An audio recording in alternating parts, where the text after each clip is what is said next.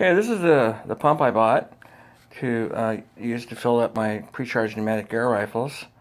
And this is a 220 volt. My brother helped me fix it all up. So anyways, this is where the hydraulic or gear oil goes, right here.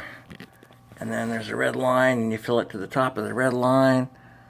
And then with the oil. And this valve here and this valve here, both of them let air out. So you have to make sure they're in there kind of tight. With these fittings on the hose, all three fittings, you have to use the white thread tape on it because they leak air out through the fittings. I probably should do the same thing up here with the pressure gauge. I didn't do that yet though. But this goes up to 4,500 pounds on this pump, so you have to shut it off at 3,000 for the Umarex Gauntlet and 2,000 for this rifle. So anyways, I'm going to be right back. I'm going to hook this up to my air rifle. Okay, there's one thing about this is when you plug it in, the pump will be running, okay? So I always just have the hoses hooked up into the water, the sump pump for the water going in and the other hose with the water going out, okay? So the top hose is the water going out, the bottom hose is the water going in, just to let you know. All right. So here's the switch right here to turn the pump on itself, okay? And here's the cord hooking up to the one on the right is the cord going to the pump, the sump pump, but for the water.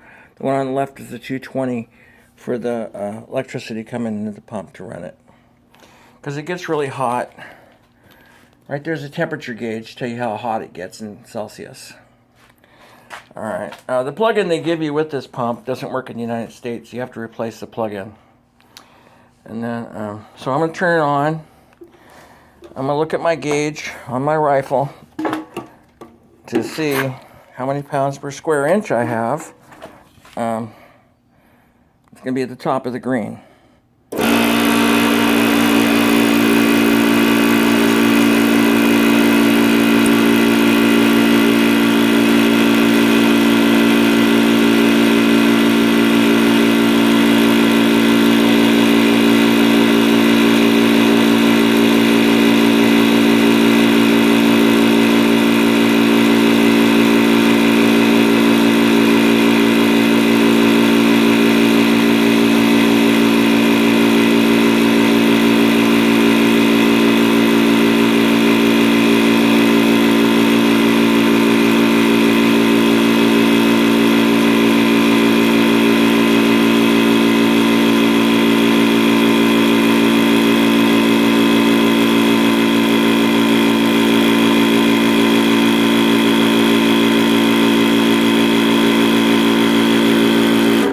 That was about 42 seconds to fill that thing up. Wow. So now what you got to do is you have to bleed the air all the way out of this pump before you disconnect any fittings, or else you can hurt yourself.